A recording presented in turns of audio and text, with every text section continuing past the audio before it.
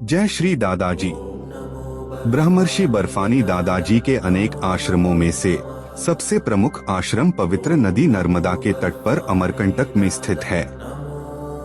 दादाजी ने इस स्थान को इसलिए चुना क्योंकि यहाँ 4 करोड़ सिद्ध आत्माओं का अदृश्य वास है। श्री हनुमान और श्री अश्वत्थामा इस स्थान के नियमित आगंतुक हैं। अनेक पूर्व जन्मों के पुण्य और एक सिद्ध गुरु की कृपा से ही इस मनोरम परिवेश वाले आश्रम में प्रवेश संभव है। चारों ओर के ऊंचे पहाड़, धूप, कपूर और गुलबकावली जैसी दुर्लभ औषधीय पौधों की सुगंध से भरी शुद्ध हवा ने इसे दादाजी के अनेक उपदेशों का केंद्र बना दिया है। बर्फानी धाम अमरकंटक माता नर्मदा मंदिर के बिल्कुल समीप स्थित है।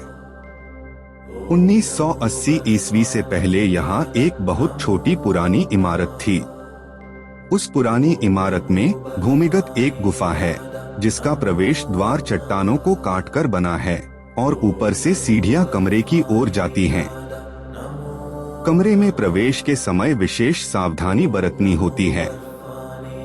यह कमरा श्री ब्रह्मर्षि बर्फानी दादाजी महाराज का पूजा कक्ष है, जहां उनके सद्गुरु की चरण पादुकाओं की पूजा की जाती है। बाद में उनके शिष्यों जैसे कि बिड़ला बालको कंपनी के महाप्रबंधक श्री ठाकुर और अमरकंटक के तहसीलदार श्री सुरेंद्र सिंह के प्रयासों से इमारत का नवीनीकरण और विस्तार किया गया, किंतु उन्होंने विशेष रूप से उस गुफा को संरक्षित रखा जहां दादाजी के गुरु की चरण पादुकाएं स्थापित हैं। पहलवान बाबा दादाजी के प्रारंभिक शिष्यों में से एक थे।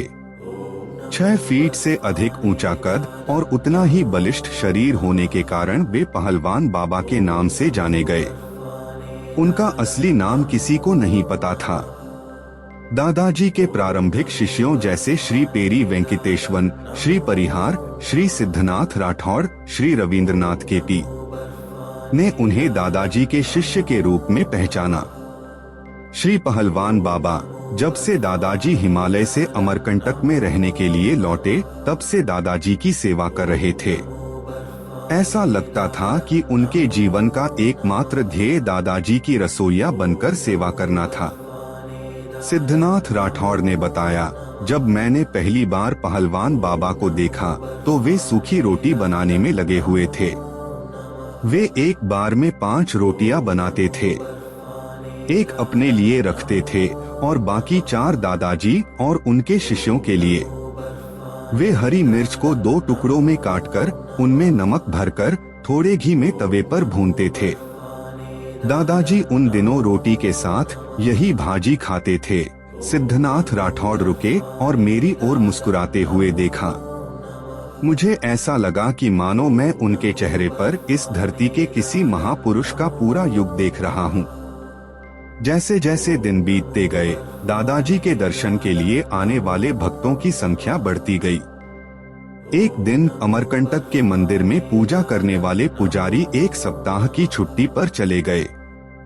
दादाजी ने पहलवान बाबा को अपने पास बुलाया और उन्हें मंदिरों में पूजा करने के लिए कहा। वे बहुत प्रसन्न हुए और मंदिरों में दैनिक पूजा के साथ साथ आश्रम वासियों के लिए भोजन पकाने का अपना कर्तव्य भी निभाया। उन्होंने पुजारी का कार्यभार संभाला और मंदिर में पूजा करने लगे। आश्रम में लगभग 15 से 16 किलोग्राम घी का एक जार था। पूजा और भोजन के लिए जार श्री पहलवान बाबा के पास था।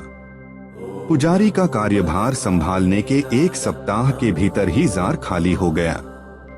दादाजी ने पहलवान बाबा को अपने पास बुलाया और इतनी जल्दी जार खाली होने का कारण पूछा। पहलवान बाबा का उत्तर इतना हास्यपूर्ण और ज्ञान से भरा था कि दादाजी ने तुरंत घी का एक नया जार मंगवा दिया। श्री सिद्धनाथ द्वारा 3 अक्टूबर 2016 को बर्फानी धाम विशाखापत्तनम में मुझे सुनाया गया उत्तर इस प्रकार था, दादाजी, क्या आप जानते हैं कि मुझे प्रतिदिन कितने मुखों को भोजन खिलाना पड़ता है? शर्मिंदा दादाजी ने पहलवान बाबा से पूछा, कितने? श्री पहलवान बाबा ने आगे कहा, दादाजी कृपया गिनिए। पहले आपके गुरु धुनी वाले दादाजी गणेश जी, राधा जी और कृष्ण, हनुमान जी, राम जी, लक्ष्मण जी, सीता जी, शंकर जी, पार्वती जी और कार्तिकेय जी, मैं और आपके अन्य शिष्य। उनके चेहरे पर मुस्कान के साथ दादाजी ने तुरंत घी का एक और जार मंगवा दिया। दादाजी पहलवान बाबा के शब्दों की सच्चाई जानते थे और उन्होंने उनके कथन का अर्थ तुरंत समझ लिया। दादाजी पहलवान बाबा को बहुत सारा पैसा देते थे। पहलवान बाबा अविवाहित थे, इसलिए उनका कोई परिवार नहीं था। उन्हें पैसे की कोई लालसा नहीं थी। जब भी दादाजी उन्हें पैसे देते, वे या तो उन्हें जरूरतमंदों में बांट देते या आसपास के बच्चों के लिए मिठाइयाँ खरीदते। शाम तक उनकी जेबें खाली हो जाती थीं।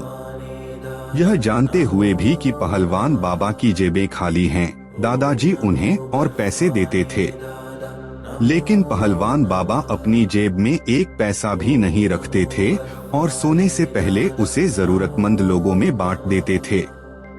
पहलवान बाबा दादाजी का अपमान बिल्कुल बर्दाश्त नहीं करते थे, चाहे वह व्यक्ति कितना भी बड़ा क्यों न हो। एक बार अमरकंटक आश्रम में एक बाबा आए और वहीं बस गए। दादाजी सभी के प्रति दयालु थे, इसलिए बाबा ने महिलाओं पर आशीर्वाद बरसाना शुरू कर दिया। उनका आशीर्वाद केवल महिलाओं तक ही सीमित था। आश्रमवासी बाबा के व्यवहार से चिढ़ गए।